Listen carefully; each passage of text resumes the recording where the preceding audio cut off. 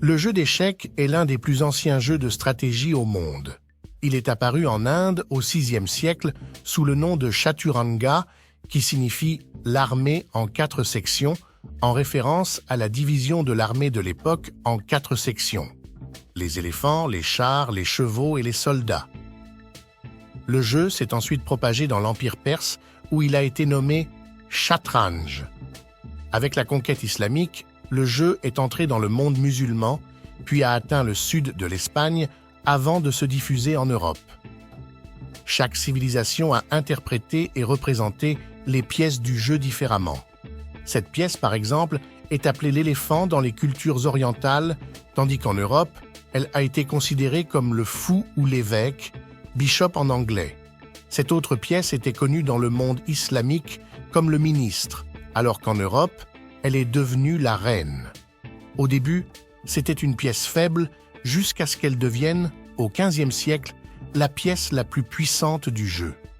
Après ce changement, le besoin du roc est apparu, un mouvement défensif visant à protéger le roi dans les premières étapes du jeu, en particulier face à la reine qui était devenue très forte.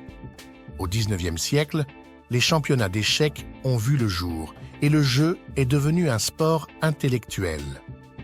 De nombreuses personnes ont consacré leur temps pour devenir professionnels et gravir les échelons jusqu'au sommet, appelés les grands maîtres ou grandmasters. Selon certains experts, une personne ordinaire a besoin de 10 000 heures d'entraînement pour atteindre ce niveau. Au début, le joueur débutant dépend à 100% de l'analyse pour décider du prochain coup. Plus il acquiert de l'expérience, plus il mémorise des ouvertures et des finales clés, intégrant davantage la mémoire dans la prise de décision. Ainsi, les joueurs de haut niveau s'appuient plus sur la mémoire que sur l'analyse. Les échecs sont un jeu aux possibilités extrêmement vastes. On dit qu'il y a 318 milliards de positions possibles dans les 4 premiers coups du jeu. Il est également dit que la partie la plus longue possible peut comporter jusqu'à 5 944 coups.